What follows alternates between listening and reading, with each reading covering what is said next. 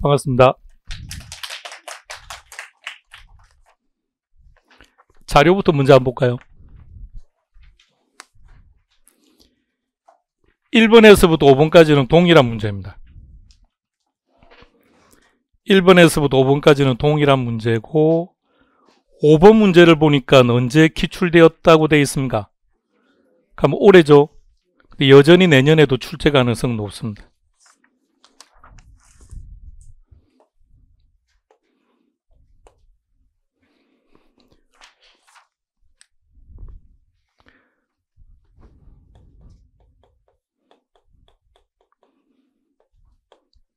여러분들은 대출을 받으려고 합니다.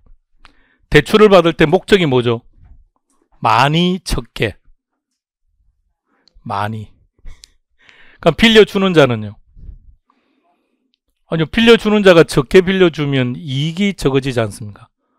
은행도 많이 빌려줘야 이자를 수익이 크니까. 그럼 은행은 많이 빌려주려고 할까요? 적게 빌려주려고 할까요? 은행에서 많이? 그럼 못 받으면요? 은행은 파산인데. 담보대출? 그러면 첫 번째, 담보가 있어야 된다. 자, 담보의 종류는 두 가지입니다. 첫 번째, 부동산. 두 번째, 그 사람의 연봉. 이 두 가지입니다. 가지고 있는 자산이 얼마지? 그 자산을 기준으로 해서 대출을 해줄게요 라는 게 LTV라고 합니다. 그 사람 연봉이 얼마지? 연봉이 높다는 말은 갚을 능력이 그만큼 높다는 뜻이겠죠. 그럼 연봉이 많으면 많이 빌려드릴게요. 이게 DTI 내지는 DSR이라고 말합니다. 24년 현재 대한민국의 1금융권은 모두가 다 DSR을 적용합니다. 2금융권은 DTI를 적용하기도 하고요. 근데 올해 문제 5번 문제 보시면 여전히 DTI로 출제가 되었습니다. 그러니까 DTI가 계산 문제가 나오든 DSR로 출제가 되든 결론은 같아요. 그러면 1번부터 5번 문제까지는 어떤 내용을 다루는 겁니까? 내가 은행 가서 대출을 받으려면 어떤 조건을 만족하면 대출을 많이 받을 수 있을까요? 요 부동산의 가격이 비싸면 돼요.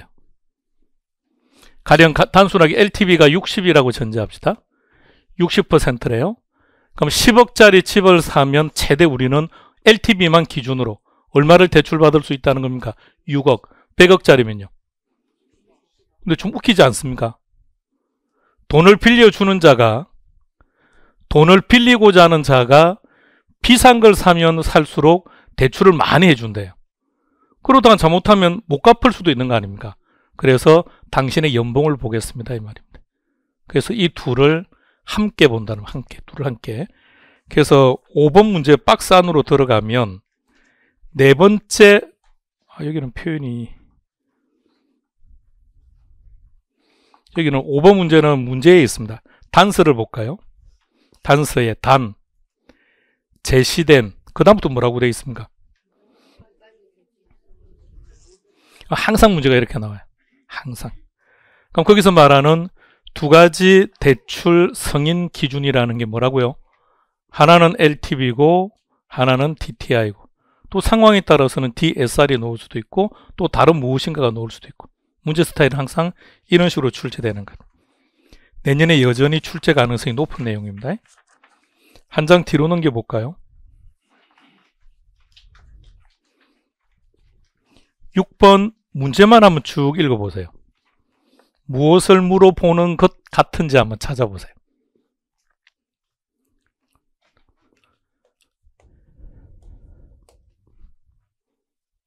뭘 물어보고 있습니까? 지문에 어떤 단어가 눈에 딱 들어옵니까? 고정금리도 보이고 또 하나 변동금리라는 말도 보이고. 7번 문제 보세요. 간평사 기출인데 여기도 고정과 변동이라고 되어 있다, 그죠? 상환 방법을 얘기합니다. 방금 1번에서는 뭘 한 거죠?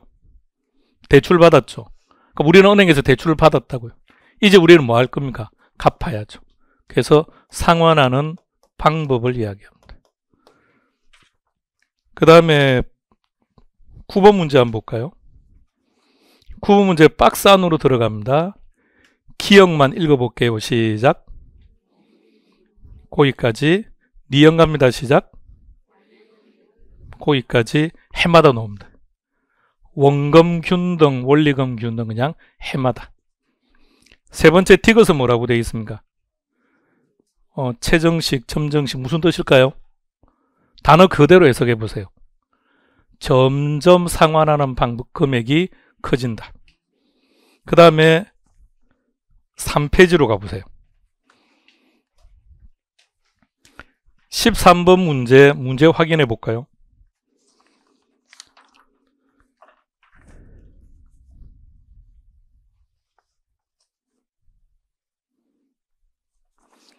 박스 안에 상환 방법이 뭐라고 되어 있습니까?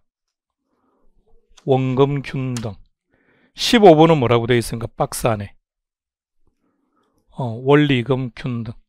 원검균등과 원리검균등은 이론은 해마다, 계산 문제는 최소한 3년에 2번. 출제 빈도가 아주 높다는 얘기입니다. 다음 마지막 페이지에 가시면 거기는 제목이 뭐라고 되어 있습니까? 부동산 투자회사. 17번은 제목 뭐라고 되어 있습니까? 부동산 투자 4페이지. 제일 마지막 페이지. 부동산 투자 회사법이라고 되어 있죠. 이거는 법입니다. 얘도 항상. 18번 문제가 올해 나왔던 문제인데, 예. 그래서 오늘은 난이도 개념을 좀 떠나서 인문과정 마지막이니까 계산 문제도 좀 다뤄보고 금융에서 해마다 출제되는 내용들 중심으로 한번 정리해 보겠습니다. 시작합시다. 교과서는 106페이지입니다. 일단 계산 문제 두 가지 형태를 지금 봤는데, 하나는 뭘 하는 거죠? 대출을 얼마나 많이 받을 수 있느냐. 두 번째는 어떤 계산 문제였습니까? 얼마를 갚아야 되느냐. 얼마나 많이 빌릴 수 있느냐, 얼마를 갚아야 되느냐. 문제를 보니까 쉬울 것 같아요, 어려울 것 같아요? 쉬워요. 계산 문제가 허벌나게 쉽다는 걸 오늘 한번 경험해 보시기 바랍니다. 그리고 지금 다루는 계산 문제는 개론 전체 계산 문제에서 중상급에 해당되는 문제입니다. 그러니까 이 난이도보다 높은 게 한 2문제 정도, 이 난이도보다 낮은 게 대부분입니다. 시작합시다. 제목을 보세요. 뭐라고 되어 있습니까? 자, 아무 생각하지 마세요. 아무 전제도 하지 말고 요 단어만 딱 보세요. 금융이라는 단어만 딱 보세요. 단어는 아무 생각도 하지 말아야 있습니다. 금융이라는 단어를 딱 보는 순간 내 머릿속에 떠오르는 단어, 방금 돈 하신 분은 합격. 은행이라고 하신 분도 좋긴 한데 금융 이꼴 은행은 아니니까요. 흔히 우리는 은행을 금융권 이렇게 표현하는 거고, 금융이라는 말은 돈. 자, 조금만 더 정확하게 갑시다. 근데 금융은 돈을 뭐 어떻게 했다는 얘기입니까? 빌려준다는 겁니까? 빌린다는 겁니까? 둘 다. 빌리고 빌려주는 것. 그러면 금융에서는 수요자가 있을 것이고 공급자가 있겠네요. 그럼 금융에서 공급자는 누굽니까? 사채업자도 공급자입니다. 단 우리 시험 범위에 안 들어가니까. 우리 시험 범위 내에서는 은행. 그럼 수요자는 누굽니까? 소비자? 그런 용어는 안 쓰니까. 돈을 빌리는 자를 뭐라 그러죠? 차입자. 그럼 이 사람은 다른 말로 뭐라고 표현하면 됩니까? 대출자. 용어부터 정리합시다. 평소 우리 대출자라는 용어는 즐겨 쓰죠. 그러면 현실적으로 생각해 보세요.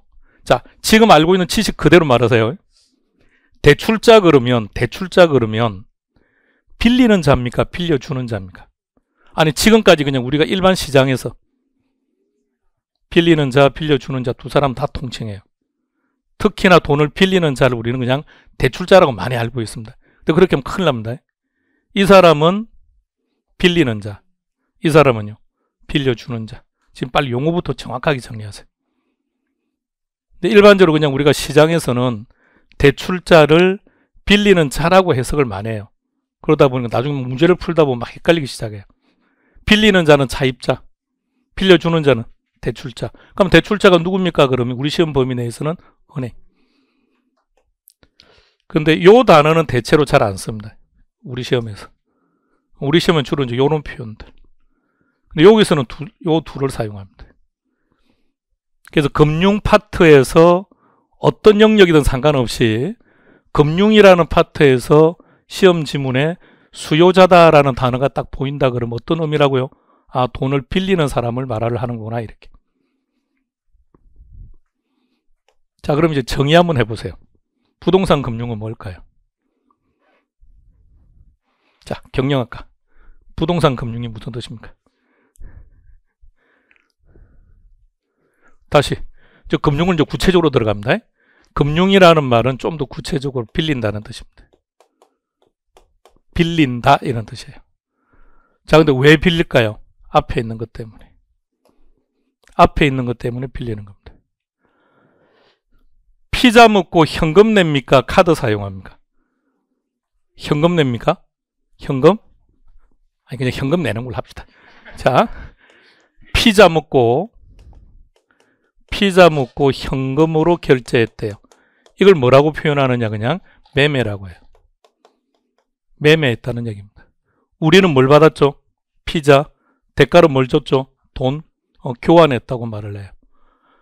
근데 카드를 사용하면 뭐라고 할까요? 이거는 금융이 되어버립니다. 자, 관계 설정해봐요. 자, 현금을 지급했답니다. 당사자가 누가 나오죠? 당사자. 당사자 몇 명? 피자를 공급하는 자, 피자를 먹는 자. 여기 2명이 나와요.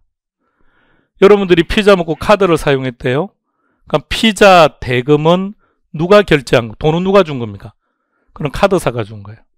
여기는 카드사가 등장해요. 그럼 나는 뭐 한 거죠? 나는 빌린 거예요. 나는 차입자가 되는 거예요. 그리고 피자 가게가 나오고, 여기는 당사자가 3사람이 나옵니다. 그래서 카드를 긁는 순간 그런 금융행위를 한 거예요. 그래서 만일 그 음식을 배달하시는 분이 여러분들에게 현금 사용하실 겁니까? 카드 사용하실 겁니까? 물어보면 여러분이 다시 물어봐요. 금융을 할래요? 매매를 할래요? 이렇게.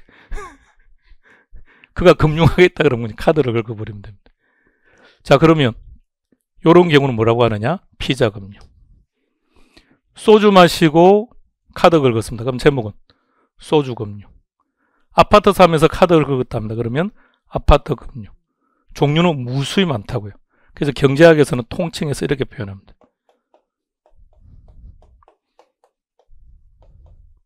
소비 금융 이렇게 불러요. 그럼 부동산 금융은 뭐라고 정의하면 될까요? 부동산을 취득하기 위해서, 부동산을 개발하기 위해서, 부동산을 관리하기 위해서 돈을 빌리는 행위. 이게 부동산 금융입니다. 교재에서 뭐라고 하는지 한번 봅시다.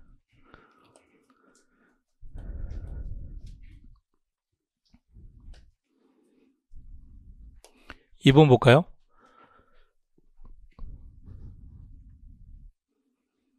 2번에 동그라미 1번에서는 볼 게 하나도 없습니다.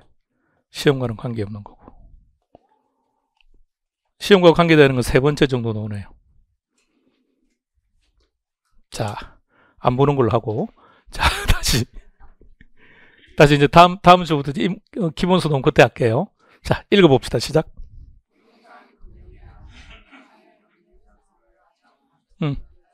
기출 지문입니다. 근데 몇 년 지나서 이렇게 나왔습니다.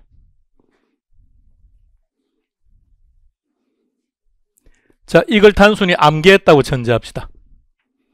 암기했다면 이 둘이 동일하다는 개념을 바로 보고 아시겠습니까? 그럼 일단 또 한 번 나왔으니까 이제 이 둘은 이제 무슨 말인지 알았습니다. 자, 그 다음에 시험 보러 가니까 또 이렇게 나옵니다. 3개 다 기출 지문입니다. 자, 1번부터 가볼게요. 자, 1번 다시 읽어볼게요. 시작. 부동산 금융이란 부동산, 돈, 끝. 돈이라는 말 알겠죠? 자, 2번 부동산 금융. 첫 번째 키워드는 부동산, 두 번째는 돈, 끝. 세 번째, 첫 번째 키 부동산, 두 번째 키는 돈, 끝. 왜 돈을 빌린 거죠? 그건 따지지 말라고요. 취득하든 개발하든 관리하든 어떤 행위든 부동산을 근거로 돈을 빌렸을 때를 부동산 금융이라 한다는 얘기입니다. 이게 부동산 금융입니다. 그러니까 부동산 금융을 우리는 키워드는 2가지만 딱 기억하면 돼요. 뭘 기억하자고요? 부동산, 돈. 돈으로 통칭합시다. 요거 무슨 뜻일까요? 상식적으로.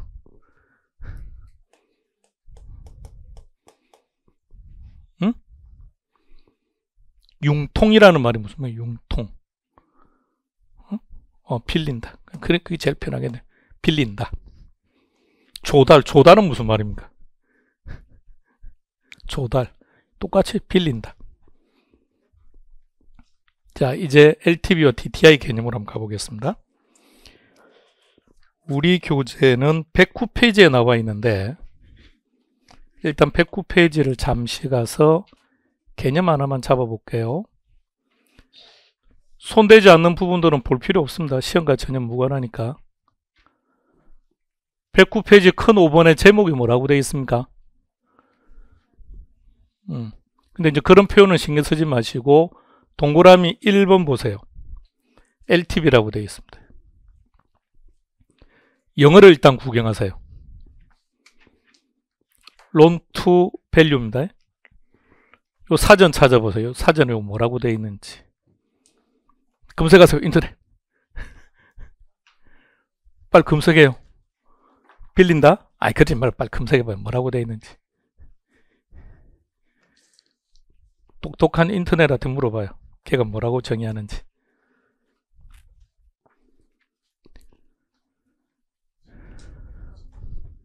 뭐라고요? 신용? 또 대출? 아니, 론만 쳤는데? 대출. 자, 그 다음에 DTI가 나오죠. 요 뎁, 요게 무슨 뜻인지 검색하세요.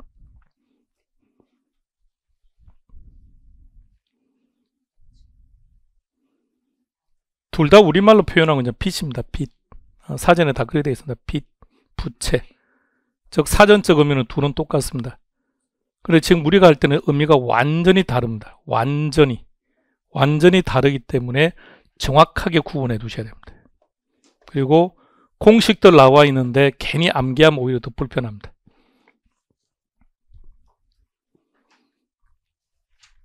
읽어볼까요?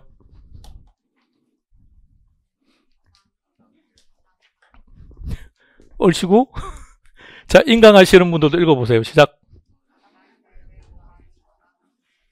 이거 지난주에 했던 것 같습니까? 했는데. 저당상수. 얘는 목적이 뭐였죠? 상환액 구하는 거. 원리금 상환액 구하는 거요. 상환액을 구하고 상환액이 요거예요. 저당 지불액. 요게 빌린 돈. 빌린 돈 곱하기 이자율은 갚을 돈입니다. 자, 엄청 중요합니다. 우리 시험에서. 많이 나올 때는 이거 가지고 4문제까지 출제하기도 합니다. 한 문제는 필히 출제될 것이고요. 반드시 기억해야 됩니다. 저당 대부액 곱하기 저당 상수는 저당 지불액이다. 저당 대부액 빌린 돈, 저당 상수 이자율의 종류 중에 하나, 저당 지불액 갚을 돈. 그럼 이게 제일 편하지 않을까요? 빌린 돈 곱하기 이자율은 갚을 돈 이렇게 하면 제일 편할 텐데 왜 이런 용어를 안 쓰고 이렇게 어렵게 쓸까요? 그래야 그들이 좀 있어 보이지 않습니까? 응? 자, 그리고 저당 지불액의 동의어들입니다. 지금 칠판에 있는 것들은 무조건 시험 문제입니다. 단 한 해도 빠진 적이 없습니다. 제일 밑에 있는 동의어들도 아주 중요합니다. 곳곳에서 사용됩니다.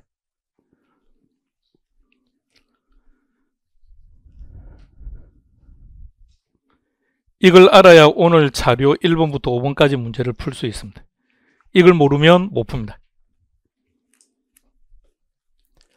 저당 대부액이 무슨 말이라고요? 빌린 돈? 그럼 다른 말로 바꿔보세요. 다른 말로 바꿔봐요. 대출액. 또 말해보세요. 얼마든지 다양하게 표현할 수 있는 거 아시겠죠? 그러나 일단 우리는 저당 대부액을 기억해둬야 됩니다. 저당 상수는 원금 구하는 겁니까? 이자 구하는 겁니까? 둘 다. 그리고 여기에 동의어가 원리금이라고 그랬죠. 원금 이자를 합친 거라고요. 그러니까 요 안에는 원금도 있고 이자도 있다는 얘기입니다. 우리가 은행에서 대출 받고 상환할 때 원금만 갚는 겁니까? 이자만 갚습니까? 둘 다 갚아야 됩니까? 둘 다. 그러니까 좀 더 쉽게 한꺼번에 그냥 둘 다 계산하는 방법. 그게 저당상수라고요. 자, 계산 문제는 이렇게 풉니다. 공식 같은 거 필요 없습니다. 첫 번째, 저걸 빨리 파악해야 됩니다. 출제자가 무엇을 구하라고 하는지를 빨리 찾아요. 두 번째, 그림을 그리면 됩니다. 세 번째, 그림을 그리는 건 이제 좀 이따. 그 다음에 주어진 자료를 자기 자리 대입하면 돼요. 요 그림 자리에다가 자기 자리 대입하면 됩니다. 빈칸 채우면 그게 답입니다. 이게 계산 문제 푸는 방법입니다. 근데 LTV와 DTI는요, 물어볼 수 있는 게 딱 이 둘밖에 못 물어봅니다. 저당 대부액 아니면 저당 지불액, 이것밖에 못 물어봐요. 자, 이렇게 놓습니다. 가령 LTV가 70%다라고 놓으면 우리는 무조건 이렇게 그릴 거예요. DTI가 60입니다. 그럼 무조건 이렇게 그린다고요. 자, 그리고 LTV를 잘 보세요. 자, 우리가 은행에 지금 대출을 받으러 가는 겁니다. 그러니까 우리가 지금 궁금한 것은 내 부동산 가격이 궁금합니까? 얼마나 빌릴 수 있는지 이 부채가 궁금한 겁니까? 부채. 항상 알고 싶은 게 올라갑니다. 항상 알고 싶은 게 올라갑니다. DTI를 보세요. 우리가 은행에 대출을 받으러 가는 겁니다. 우리는 나의 연봉이 궁금합니까? 얼마나 대출 받을 수 있는지가 궁금한 겁니까? 그래서 요게 올라가요. 그러면 각각 뒤에 있는 것들이 분모로 갑니다. 그래서 LTV가 주어지면 무조건 문제 속에는 부동산 가격이 있습니다. 그래서 부동산 가격이 분모로 갑니다. DTI가 주어지면 문제 어딘가 연봉은 반드시 있습니다. 문제는 중요한 거는 앞에 있는 게 중요합니다. 앞에 있는 부채가. LTV에서 부채는 얘입니다. 저당 대부액이에요. DTI에서 말하는 부채는 저당 지불액입니다. 이 계산 문제가 안 풀리는 분은 결론 이걸 몰라서 이 문제가 불편한 겁니다. 이걸 정확하게 론, 뎁 둘 다 빚입니다. 둘 다 부채라고 번역합니다. 근데 둘의 성격은 완전히 다릅니다. 론, 이는 빌린 돈입니다. 뎁, 갚을 돈을 얘기합니다. 그럼 LTV와 DTI라는 구조를 다시 한번 잘 봐요. 결과적으로 LTV를 통해서 알 수 있는 게 뭘 알 수 있다는 겁니까? LTV를 통해서 우리가 알고 싶은 게 뭐죠? 요거요. 그러니까 저당 대부액요. DTI를 통해서 알 수 있는 것은 저당 지불액. 따라서 LTV와 DTI 계산 문제는 또는 이론 문제는 저당 대부액 아니면 저당 지불액 이 둘 중에 어느 한 가지를 구하라 라는 게 시험 문제라는 얘기입니다.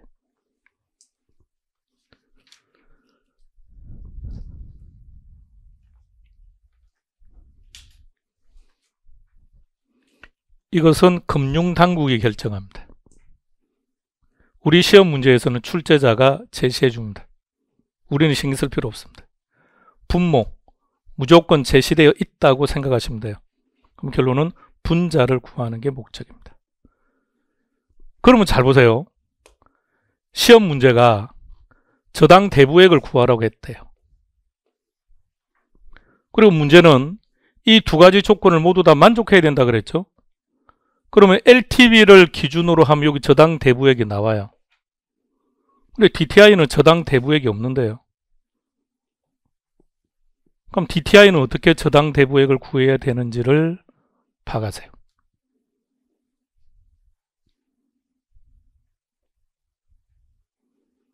일단 집에 갔다 올게요. 생각하세요.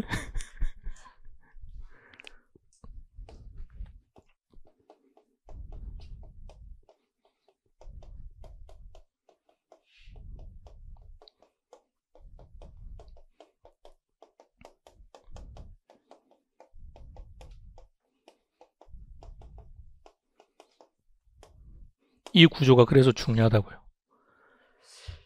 DTI를 통해서 계산을 하면 저당 지불액이 얼마인지 알게 되는 거죠.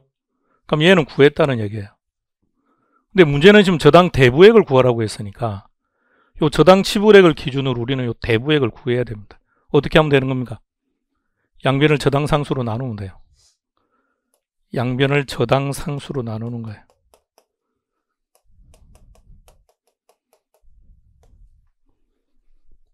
이렇게 저당 지불액 나누기 저당 상수 하면 그게 저당 대부액이 됩니다. 이 구조가 자연스러워져야 됩니다. 그럼 문제 아주 가볍게 해결할 수 있습니다.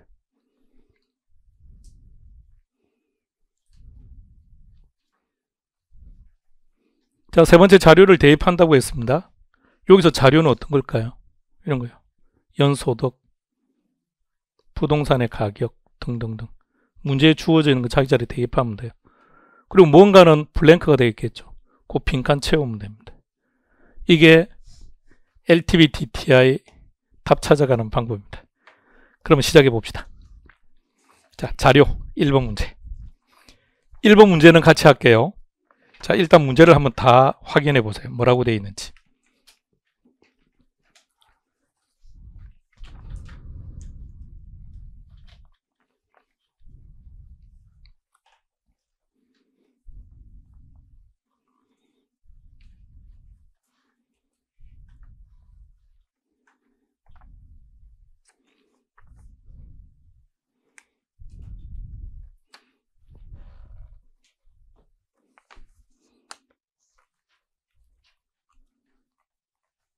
일단 계산은 잠시 스톱하고요. 가봅시다. 자, 이 문제를 만나면 첫 번째 이거부터요. 근데 문제가 뭘 구하라고 했습니까? 최대 대출 가능 금액 하는 순간부터 이제 혼란스러워지기 시작해요. 결론은 LTV와 DTI는 무엇을 구하라고 한다고요? 대부액 아니면 지불액 이외에는 물어볼 수가 없다고요. 왜? 이 지표들은 대부액과 지불액밖에 구할 수가 없으니까. 그러면 최대 대출 가능 금액이라는 말이 저당 대부액이라는 뜻입니다. 저당 대부액. 그러면 문제를 딱 만나면 첫 번째 우리가 해야 될 것. 무엇을 구하라고 하는 걸까? 저당 대부액을 구하라고 하는구나. 자, 칠판 보시면서 문제 어떻게 푸는지 빨리 파가세요. 첫 번째는 저당 대부액입니다. 두 번째는 그림 그리기로 했었죠. LTV가 얼마라고요? LTV가 60, 그럼 이렇게 그린다고요. 똑같이 그리세요. 거기다가 똑같이.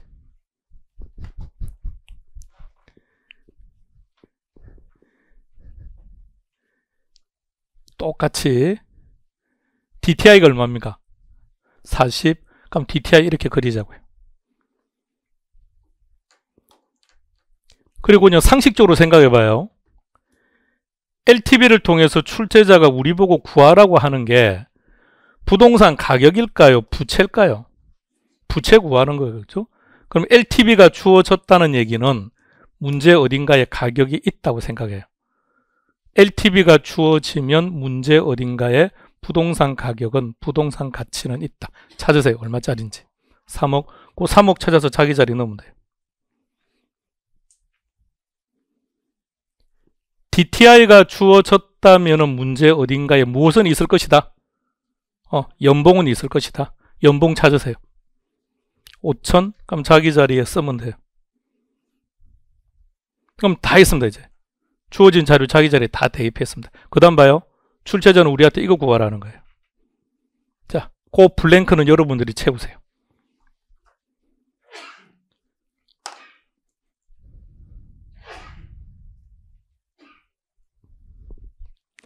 올라갈 때는 곱하기 하면 된다. 그죠?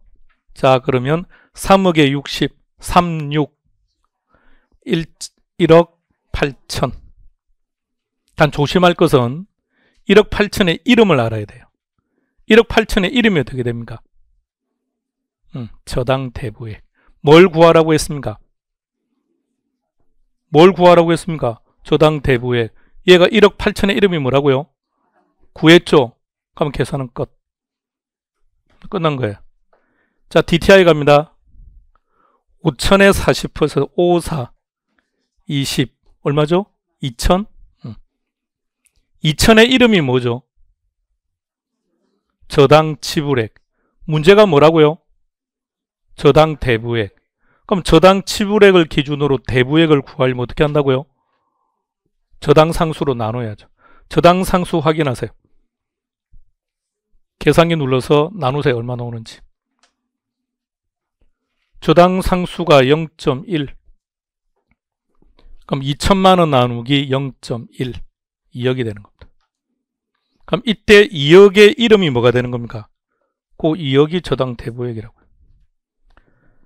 저당 지불액을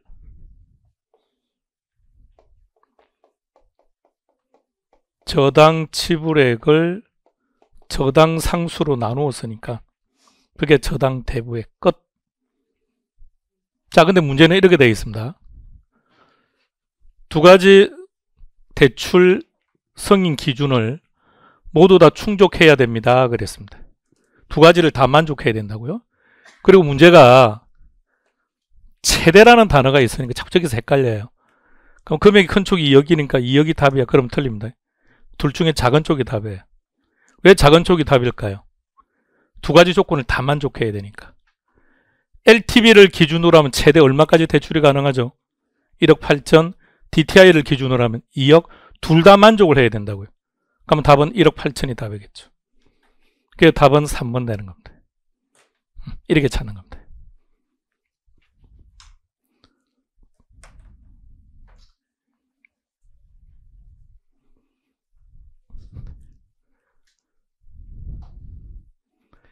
그래서 이 문제를 푸시려면 앞에 했던 내용요. 이 내용이 자연스러워져야 돼요. 한 번 더 정리할게요. LTV와 DTI에서는 출제자가 물어볼 수 있는 게 뭐라고요? 대부액 아니면 지불액 둘 중에 하나밖에 못 물어봐요. 이유는요. 이 지표들이 구할 수 있는 게 대부액이거나 지불액일 테니까. 그러니까 먼저 무엇을 구하라고 하는지를 빨리 찾고 그 다음에 LTV, DTI 비율이 주어져 있을 테니까 그 비율을 일단 쓰세요. 이렇게. 이 비율을 이렇게 해서 무조건 그래요. 무조건. 그려놓고. 자, 계산 문제 앞으로 계속 해야 되는데 계산 문제를 만나면 첫 번째 여러분들은 어디에서 지쳐버리냐면 이 문제를 다 읽어요. 이 문제를 막 읽어요.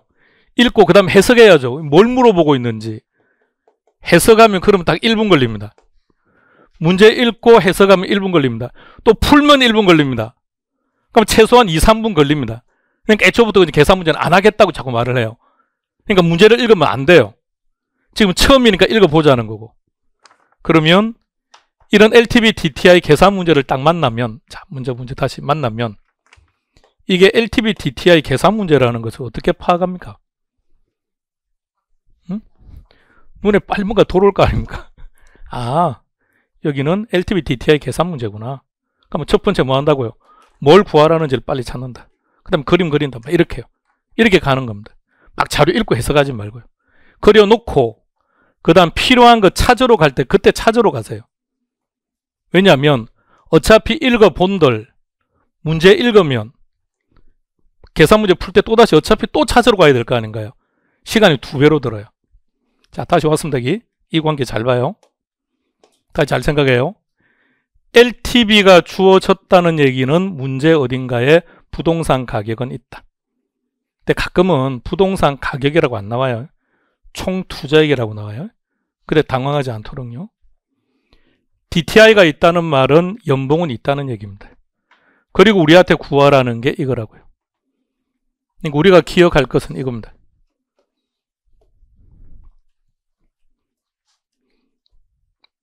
그리고 방금 풀었던 1번 문제는 뭘 구하라고 했습니까? 저당 대부액이죠. 그럼 LTV는 저당 대부액 나왔죠. 거기서 계산이 끝나는 거라고요. 근데 문제는 DTI죠. 요 저당 지불액을 기준으로 다시 저당 대부액을 만들어야 되니까 저당 상수를 이용해서 나눠줘야 된다는 얘기입니다. 자, 이 문제에서 궁금한 거 있으면 물어보세요. 궁금한 부분. 질문에 자유로웠으면 좋겠습니다. 궁금한 부분 없다고 했습니다. 자, 그럼 다음 문제 2번 문제 시작합니다.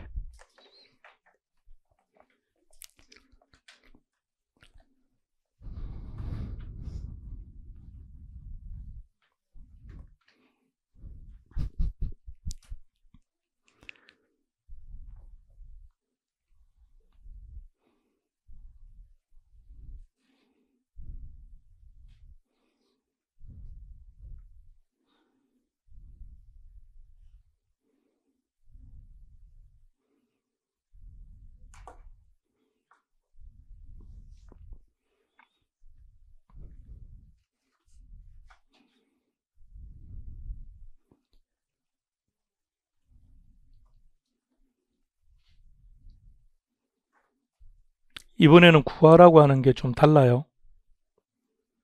뭘 구하라고 했습니까? 오케이. 추가 저당 대부액입니다. 그러면 추가 저당 대부액이라는 말은 기존에 대출이 있다라는 것을 전제하고 있습니다.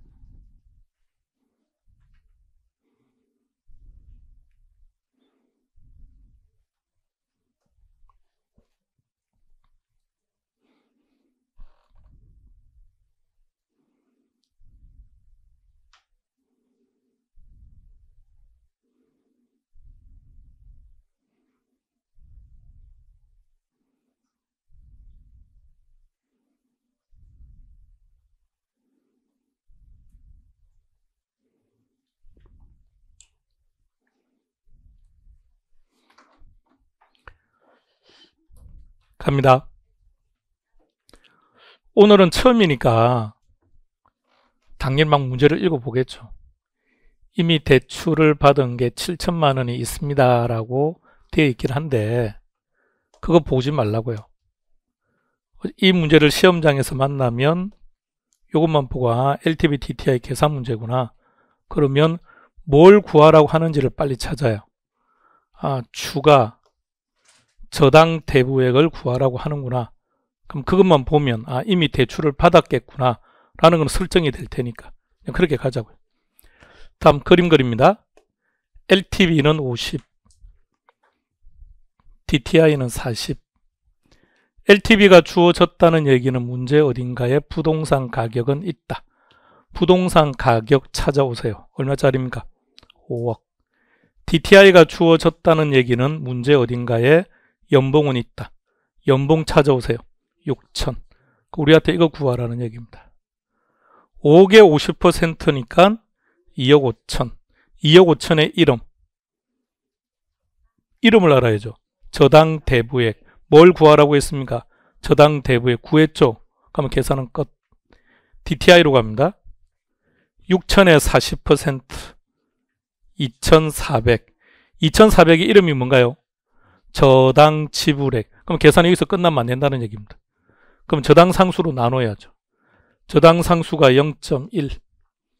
그럼 2,400 나누기 0.1 하니까 2억 4천. 결론 큰 쪽입니까? 작은 쪽입니까? 작은 쪽. 여기서 2억 4천의 의미는 뭘까요? 2억 4천은 최대한 대출받을 수 있는 저당 대부액이라는 뜻입니다. 근데 문제가 추가라 그랬죠. 그럼 이미 대출받은 거 있다는 뜻입니다. 그럼 이미 대출받은 돈은 지금 찾아야 돼요. 지금 올라가서. 얼마 빌렸다고 했습니까? 7천. 그럼 2억 4천에서 7천을 빼면 됩니다. 그럼 그게 답이 됩니다. 1억 7천이 답이 됩니다. 정리하시고 끝나신 분은 다음 3번 문제 시작합니다.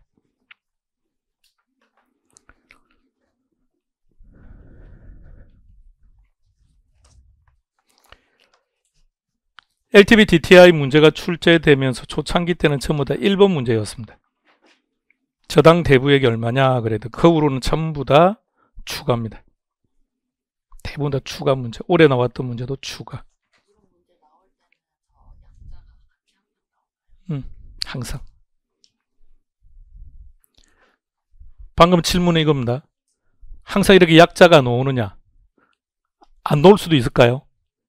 이게 우리말이 아니거든요. 자, LTV는 담보 인정 비율만 있는 게 아닙니다. 동의어들이 엄청 많습니다. 대부 비율 막 그럽니다. 점점. 그러니까 동의어들이 많기 때문에 반드시 영어식 표현을 줍니다. 저게 우리 게 아니라서.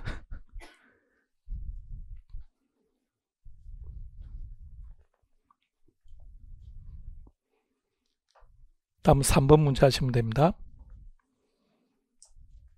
이제는 좀 더 정확하게 한번 봅시다. 정확하게.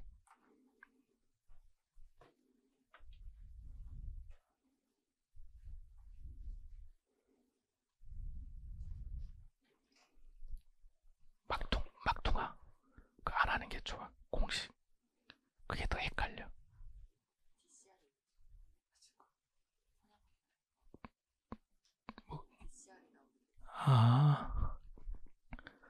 잠깐만요. 3번은 지금 못합니다. 처음 보는 게 있네요. 자, 부채 감당률이 중요합니다. 자, 이런 거 하나 합시다. 앞으로 개론에서 사용되는 공식들을 몽땅 다 설명할게요. 사과가 하나 있는데 노란색으로 빗금친 부분을 먹었어요. 우리는 지금 뭘 알고 싶었냐면 우리가 지금 알고자 하는 것은 먹은 비율을 알고 싶어요. 의미를 잘 봐요. 무슨 율로 끝났다는 얘기는 이걸 분수화시키라는 뜻이에요. 무슨 율, 무슨 치수라는 말이 나오면 전부 다 분수로 표현하라 이런 뜻이에요. 그러니까 분수로 표현하면 돼요.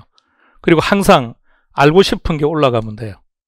자, 지금 먹은 비율 구하라 그랬죠. 그럼 어떻게 구하면 되는 겁니까? 일단 먹은 걸 올립시다. 무조건. 알고 싶은 게 올라가면 돼요. 그리고 분모는 무조건 기준입니다. 이렇게 한 겁니다. 물론 이렇게 구할 수도 있어요. 전체분의 남은 것. 이렇게 구해도 되죠. 그래 놓고 1 마이너스 이 비율의 답은 나와요. 근데 그렇게 하지 마시라고요. 그러니까 무조건 무슨 율로 끝나거나 치수로 끝나는 것들은 분수로 표현해라는 뜻이고, 분수로 표현할 때는 무조건 알고 싶은 게 올라간다. 알고 싶은 게 올라간다. 그거 알면 돼요. 자, 3번에는 부채 감당률입니다. 얘도 자주 나옵니다. 자, 만들어 봅시다. 뭘로 끝났죠? 율? 율의 의미가 뭐라고요? 이게 백분율이라는 뜻이기 때문에 분수로 표현해라는 뜻이에요. 자, 그럼 됐고, 부채 감당률은 알고 싶은 게 부채입니까? 감당 능력입니까? 그럼 알고 싶은 게 올라간다. 그럼 부채는 분모로 간다. 부채 하면 알고 있는 게 뭐 있습니까?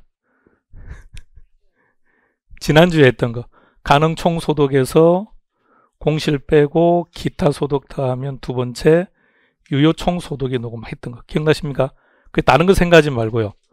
자, 순자가 뜨면 비용 차감, 세전자가 뜨면 부채 차감. 그때 부채가 부채 서비스액입니다. 자, 그럼 생각해요. 부채 서비스액 바로 위에 어떤 수익이 있던가요? 이건 몰라도 괜찮아요. 자, 순자가 뜨면 어떻게 한다고요? 이거 지난주 이거 한 것 같은데. 비용 차감이죠. 그럼 비용이 순 위에 있습니까? 아래에 있습니까? 위에 있으니까 뺐겠죠. 여기에 영업 비용이 있었겠죠. 그럼 순이죠. 그 다음에 세전은 어떻게 한다고요? 부채 차감. 그럼 부채가 그 위에 있겠죠. 이런 구조예요. 그러니까 외우지 말라고요. 아니, 괜찮아요. 시간 지나면 자연스럽게 정리될게요. 요걸 그대로, 자, 요걸 그대로 분수화 시키세요. 이걸 그대로 분수화 시키세요. 분모부터 읽어볼까요? 시작. 부채 서비스액에 대한 순영업소. 그렇게 읽는 겁니다. 자, 요거 한번 읽어보세요. 앞으로 2분의 1로 읽으면 끝장입니다.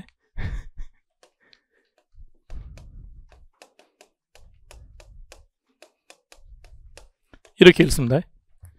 2에 대한 1의 비율. 분자를 먼저 읽어보세요. 1을 2로 나눈 값 이렇게 합니다. 매번 시험에 여러 형태로 나옵니다. 잘 읽을 줄 알아야 됩니다. 자, 그러면 어떻게 읽는다고요? 부채 서비스액에 대한 순영업 소득이 됩니다. 이게 부채 감당률이에요. 그러니까 부채 감당률을 기계적으로 외우지 말고요. 이걸 암기하겠다고 생각하지 마시고 우리가 이미 알고 있는 거 요거 그대로 이용하면 돼요. 순자가 뜨면 비용을 뺀다. 세전자가 뜨면 부채를 뺀다. 그럼 거기서 자연스럽게 분수로 만들어 버리면 부채 서비스액에 대한 순영업 소득, 그게 부채 감당률이다. 부채 감당률은 큰 게 좋을까요? 작은 게 좋을까요? 큰 게 좋겠죠. 해석 한번 해보세요. 1이다. 무슨 뜻일까요? 1이다. 요게 1이다. 순영업 소득으로 부채 서비스액을 감당할 수 있다. 1보다 크다. 순영업 소득으로 부채 서비스액을 감당하고도 남는다. 이렇게. 우리 되면요. 끝장이다. 아니, 해석하는 것도 시험 문제입니다. 이렇게 시험 문제 이렇게 나와요. 자, 그럼 이제 2번 문제 시작해 보시죠.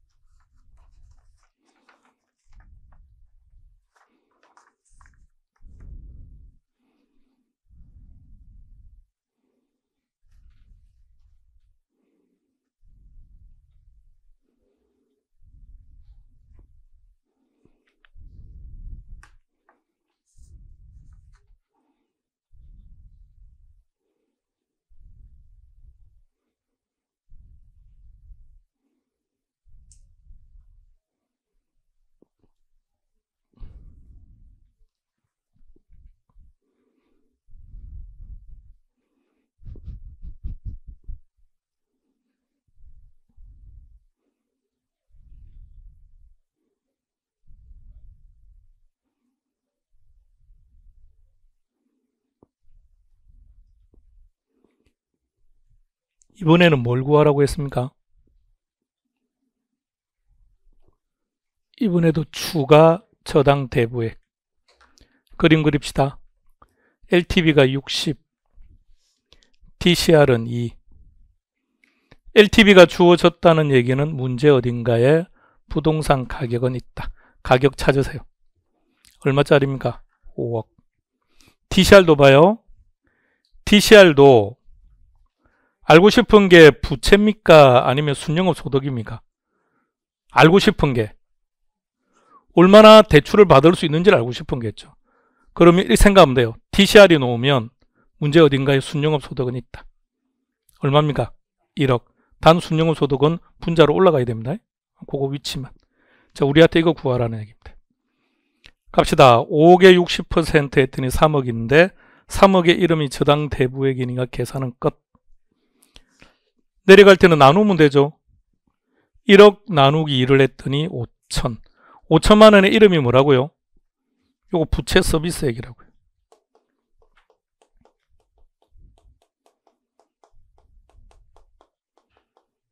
달리 표현하면 저당 지불액. 문제는 지금 저당 대부액을 구하라고 했으니까 계산은 여기서 끝나면 안 되겠죠. 저당 상수로 나눠줘야죠. 저당 상수가 0.2랍니다. 그럼 5천 나누기 0.2 했더니 2억 5천이 나옵니다. 그럼 일단 작은 쪽이라고 했죠. 자, 여기서 2억 5천의 의미는 최대한 대출받을 수 있는 저당 대부액인데 문제가 추가래요. 그럼 기존에 이미 대출이 있다는 얘기입니다. 대출을 얼마인지 찾으세요. 1억이랍니다. 그러면 2억 5천에서 1억을 차감한 게 정답입니다. 여기까지요. 쉬었다 하겠습니다.